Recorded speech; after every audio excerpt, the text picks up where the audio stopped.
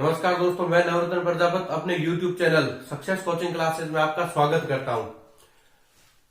माफी चाहता हूं कि मैंने चैनल के ऊपर वीडियो डालने थोड़ा बंद कर दिए थे, कुछ कारण हो गया था इस वजह से। लेकिन आगे के अब जो है, आगे अपने जो चैनल के ऊपर जितने भी वीडियोज है वो रेगुलर होंगे, अपनी क्लासेस जो होगी वो रेगुलर होगी। ठीक है, आज हम देखेंगे कक्षा 10 की जो भूगोल है, भूगोल जो है उसका पहला पार्ट। ठीक है, जिसके अंदर अपना जो पहला पार्ट होगा वो कौन सा होगा? संसाधन एवं विकास। क्यों? अब जैसे इस बार तो सामाजिक के अंदर उन्होंने क्या कर दिया, आरबीएससी ने एनसीईआरटी का जो कोर्स लगाया है उसके अकॉर्डिंग क्या है कि अपनी 4 पुस्तकें हैं। ठीक है, 4 पुस्तक के अंदर हम देख सकते हैं, जिसके अंदर अपनी एक तो आती है इतिहास, एक अपनी है अर्थशास्त्र,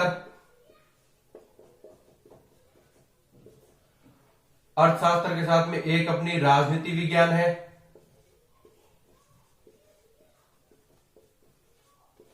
और इसके अलावा एक अपनी बुक है भूगोल। ये एनसीईआरटी के अकॉर्डिंग सामाजिक के अंदर इस बार 10th क्लास के अंदर 4 बुक्स है। पहले तो क्या था कि एक साथ में ही बुक थी एक ही बुक के अंदर, लेकिन इस बार उन्होंने क्या है कि एनसीईआरटी के अकॉर्डिंग जो सिलेबस लगा है उसके अकॉर्डिंग 4 बुक्स है अपनी। आज अपनी जो बुक शुरू करेंगे वो अपने करनी है भूगोल की। ठीक है, इसके अंदर कुल लेसन तो ज्यादा है, लेकिन इसमें क्या करते हैं इन्होंने कट करके थोड़ा सिलेबस जो है ये कोरोना के कारण कम कर दिया। ठीक है, तो जितना अपने इस बार सिलेबस है उस सिलेबस के अकॉर्डिंग अपने क्या इस बार अपने को पढ़ना है। ठीक है, तो आज अपनी जो बुक होगी वो होगी भूगोल वाली। ठीक है, तो भूगोल को हम आज पढ़ेंगे। भूगोल का जो पहला लेसन है अपना वो होगा संसाधन और विकास। ठीक है, भूगोल का जो फर्स्ट पार्ट है संसाधन और विकास, कक्षा 10 की जो बुक है भूगोल, उसका हम पढ़ेंगे। ठीक है, तो सबसे पहले तो अपने को यह देखना है कि संसाधन है, संसाधन कहते किसे हैं, संसाधन क्या होता है। ठीक है, संसाधन की अगर परिभाषा पता है हमें तो हम बता सकते हैं कि भाई संसाधन कितने प्रकार के होते हैं। ठीक है, और उनकी परिभाषाएं क्या क्या है, वो सारी चीज अपने देखेंगे। सबसे पहले अपने को पढ़ना है संसाधन, कि संसाधन किसे कहते हैं।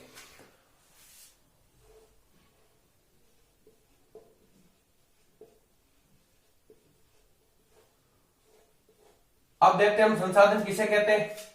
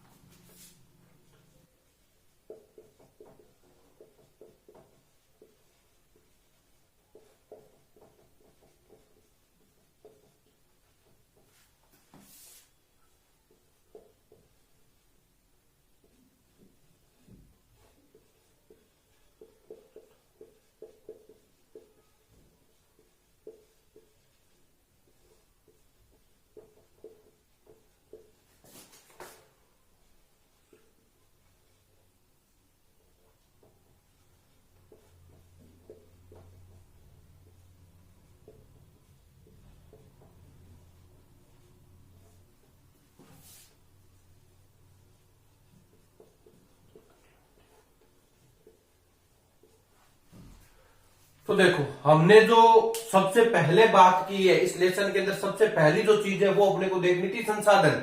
यानी संसाधन किसे कहते हैं, संसाधन क्या होता है। तो मैंने ये बताया कि संसाधन यानी प्रकृति में प्राप्त वे सभी वस्तुएं जो हमारी आवश्यकताओं की क्या करती है, पूर्ति करती है।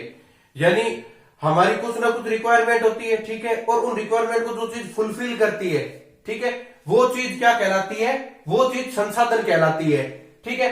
अब उसके बाद मैंने कहा कि वो सभी वस्तुएं जो हमारी आवश्यकताओं को क्या करती है, पूरा करती है, उसके अलावा जिसको बनाने के लिए प्रौद्योगिकी उपलब्ध है, यानी उन चीजों को बनाने के लिए, उन चीजों को बनाने के लिए क्या क्या चीजें चाहिए, ठीक है, वो चीजें भी हमारे पास क्या है, उपलब्ध है। प्लस जो आर्थिक रूप से क्या है, संभाव्य है, यानी कोई भी चीज आज हम मान लो कोई भी चीज मार्केट से परचेज करते हैं, ठीक है, तो उसका हमें क्या है, कोई ना कोई रेट देनी होती है, कोई ना कोई कीमत चुकानी पड़ती है, ठीक है, तो वो क्या होगी, आर्थिक रूप से संभाव्य भी होगी। क्यों, उसके लिए कुछ ना कुछ खर्च लग रहा है, उससे जो वर्ल्ड की इनकम होगी या फिर अपनी कंट्री की जो इनकम होगी वो भी चलेगी, उसके अलावा कुछ लोगों की इनकम भी उससे चलती है, ठीक है। तो ये क्या आर्थिक रूप से संभाव्य भी है, ठीक है, इकोनॉमिकल कंडीशन की डायरेक्शन से अगर आप देखते हो, ठीक है, तो ये चीज क्या है, आर्थिक रूप से संभाव्य है। प्लस सांस्कृतिक रूप से भी क्या है, यानी हमारा जो कल्चर है उस कल्चर के अंदर भी क्या है, उस चीज का कुछ ना कुछ उपयोग है, ठीक है, और उस चीज को हमारे कल्चर ने या हमारी संस्कृति ने क्या कर रखा है, उसे मान्य कर रखा है, ठीक है, यानी एग्री कर रखा है, वो चीज सब जने कोई भी व्यक्ति क्या है, यूज कर सकता है, ठीक है, वो चीज क्या कहलाती है, संसाधन कहलाती है। यानी प्रकृति में प्राप्त वो सभी चीजें जो हमारी क्या करती है, आवश्यकताओं को पूरा करती है, वो संसाधन कहलाती है, ठीक है। अब हमने देखा कि संसाधन होता क्या है, ये देख लिया। अब दूसरा एक चीज इसके बारे में थोड़ी सी मैं और आपको दे देता हूं। जैसे मान लो मैं यहां बात कर लेता हूं मानव संसाधन की,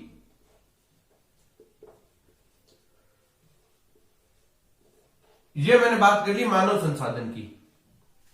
अब इस संसाधन को बनाने के लिए हमें किसकी जरूरत पड़ेगी, मानव की जरूरत पड़ेगी। हम ये मान सकते हैं कि मानव अगर नहीं होगा तो संसाधन निर्मित कैसे होगा, संसाधन निर्मित हो रहा है, प्लस संसाधन निर्मित होने के साथ में संसाधन का क्या है, उपयोग भी तो हो रहा है, वो कौन कर रहा है, वो भी तो मानव ही कर रहा है। संसाधन का निर्माण भी मानव कर रहा है, यानी इसका उत्पादन भी मानव कर रहा है, साथ में ही इसका उपभोग जो है, यानी इसका यूज जो है, इसका उपयोग जो है, वो भी कौन कर रहा है, मानव ही कर रहा है। तो हम क्या कह सकते हैं कि मानव भी क्या है, एक प्रकार का संसाधन है। तो मानव संसाधन भी क्या है, सबसे पहले संसाधन से पहले जो चीज रिक्वायरमेंट है, जो चीज ज्यादा जरूरी है, वो है मानव संसाधन। क्यों, मानव अगर नहीं होता तो वो अपने ज्ञान और अपने कौशल से क्या है, ना तो किसी चीज को संसाधन में कन्वर्ट कर सकता और ना ही किसी चीज को वो क्या है कि संसाधन के रूप में उपयोग में ले सकता था। इसलिए मानव संसाधन जो है ये संसाधन के लिए काफी जरूरी है, ठीक है। इतना हो गया। इतना होने के बाद में अब अगर हम आगे देखते हैं तो आगे हम देखेंगे संसाधन के प्रकार, कि संसाधन के प्रकार कितने होते हैं, संसाधन कितने प्रकार के होते हैं।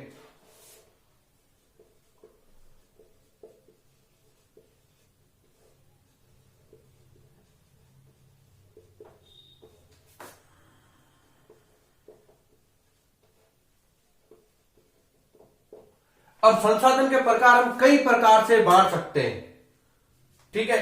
जैसे जैव और अजैव संसाधन होते हैं, नवीकरण और अनवीकरण योग्य होते हैं, उसके बाद में अंतरराष्ट्रीय सामूहिक निजी संसाधन भी होते हैं, संभावी भंडार कोष, ये भी क्या है, संसाधन के ही प्रकार है।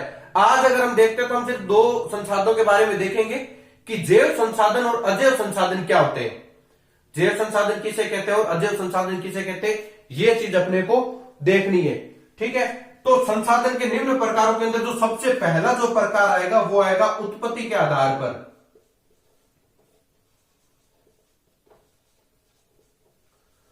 सबसे पहला जो आता है उत्पत्ति के आधार पर, ठीक है। तो उत्पत्ति के आधार पर अगर हम देखते हैं तो एक तो होता है जैव और एक होता है अपने अजैव संसाधन। एक तो हमारा जैव संसाधन हो गया और एक अपना अजैव संसाधन हो गया। ये उत्पत्ति के आधार पर दो संसाधन होते हैं, जैव और अजैव संसाधन। यानी संसाधन के जो प्रकार है उन संसाधन के प्रकार में पहला जो प्रकार है वो उत्पत्ति के आधार पर है, और उत्पत्ति के आधार पर जो संसाधनों का प्रकार है वो दो प्रकार होते हैं, एक जैव संसाधन और एक अजैव संसाधन। अब हम देखेंगे कि जैव संसाधन किसे कहते हैं और अजैव संसाधन किसे कहते हैं। ये आप जब वीडियो देखो तब नोट डाउन कर लेना।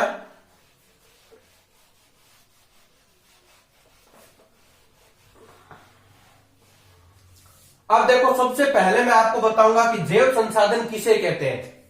ठीक है, तो मैं यहां जैव संसाधन की जो परिभाषा है वो लिखूंगा कि जैव संसाधन जो है वो क्या होता है।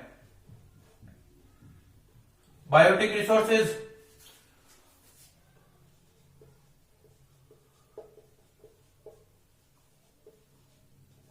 वे संसाधन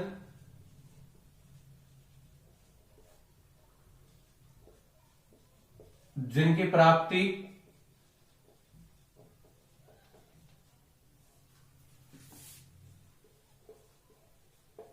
जैवमंडल से होती है तथा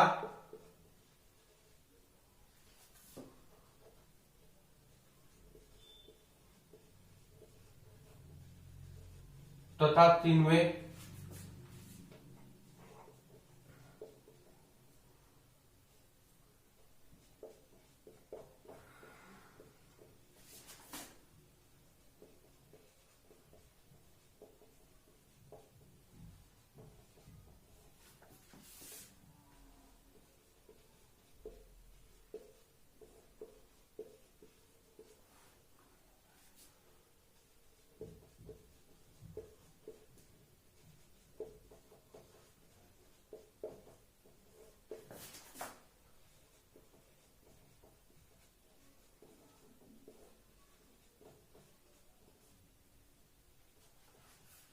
अब देखो, मैंने आपको जो परिभाषा बताई है वो बताई है जैव संसाधन की।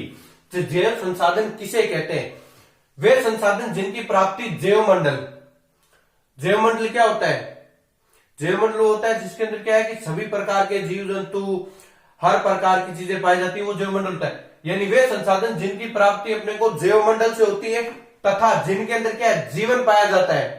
यानी वो चीजें जो क्या है, सांस ले सकती है, जो जीवन व्याप्त होती है, जैसे मनुष्य हो गया, प्राणी जात, तो जिनमें जीवन पाया जाता है वो जैव संसाधन कहलाते हैं। यानी वे संसाधन जिनकी प्राप्ति हमें कहा जैवमंडल से हो रही है और जिनके अंदर जीवन पाया जाता है वो जैव संसाधन। क्यों?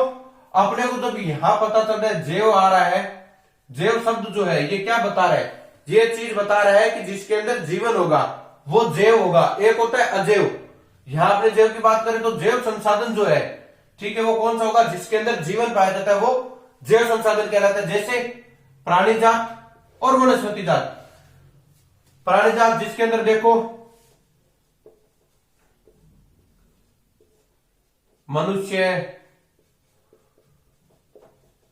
पशु, पक्षी, ये सब जो आएंगे ये किसके अंदर आएंगे? प्राणी जात के अंदर। क्यों? इन सारों के अंदर क्या है? ये किसी ना प्रकार के प्राणी है, तो इन सब के अंदर क्या है? जीवन पाया जाता है। अब आती है वनस्पति जात, जैसे पेड़ पौधे हो गए, उनके अंदर भी जीवन पाया जाता है। तो ये किसके अंदर आएंगे? प्राणी जात और वनस्पति जात, ये आएंगे जैव संसाधन के अंदर। ठीक है, और जैव संसाधन के दो उदाहरण पूछेंगे, वो प्राणी जात और वनस्पति जात है।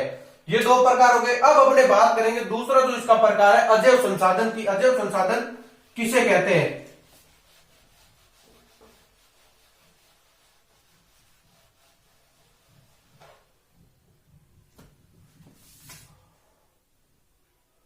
ये फर्स्ट पॉइंट था जैव संसाधन। अब बात करते हैं अपने सेकंड जो था उत्पत्ति के आधार वाले में, वो है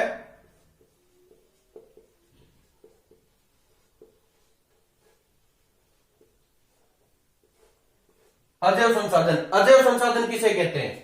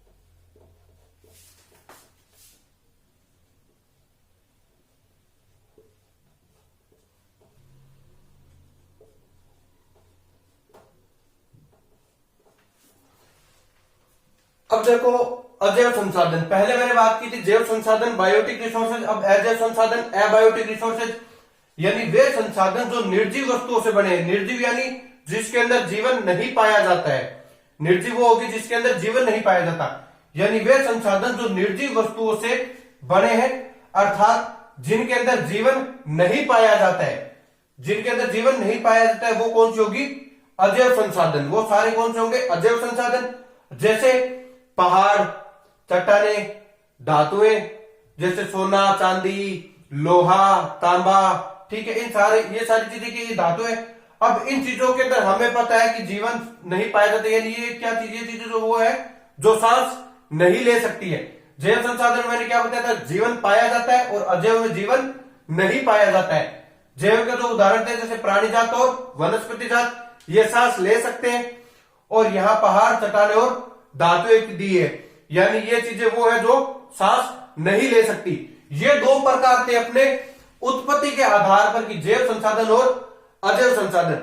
अब अपने जो तीन और जो प्रकार बचते हैं, ठीक है, जिसके अंदर देखो अपने समाप्यता के आधार पर आएगा कि समाप्त होने के आधार पर जो है ये कितने प्रकार के संसाधन होते हैं। उसके बाद स्वामित्व के आधार पर होंगे कि स्वामित्व के आधार के ऊपर मतलब कितने प्रकार के संसाधन होंगे, और उसके बाद में विकास के आधार पर, ठीक है, कि विकास किस हिसाब से हो रहा है उसके आधार पर जो संसाधन होंगे वो अपने को आगे पढ़ने। आज की क्लास में हमने देखा कि संसाधन किसे कहते हैं, जैव संसाधन किसे कहते हैं। उसके बाद हमने देखा कि संसाधन के प्रकार कितने होते हैं, जिसके अंदर हमने पहला जो प्रकार है उत्पत्ति के आधार पर वो हमने पढ़ा है। उसके बाद में हमने देखा उत्पत्ति के आधार पर दो प्रकार होते हैं, जैव और एक अजैव। जैव जिसके अंदर जीवन पाया जाता है जैसे वनस्पति जात, प्राणी जात, और एक अजैव देखा था जिनमें जीवन नहीं पाया जाता जैसे चट्टाने, धातुएं, पत्थर, ठीक है, ये चीजें। अब कल अपने देखेंगे सॉरी, अब कल हम देखेंगे स्वामित्व के आधार पर, समाप्यता के आधार पर, विकास के आधार पर, ठीक है। आज की जो अपनी क्लास है वो इतनी ही है।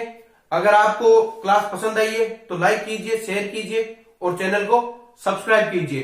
Thank you.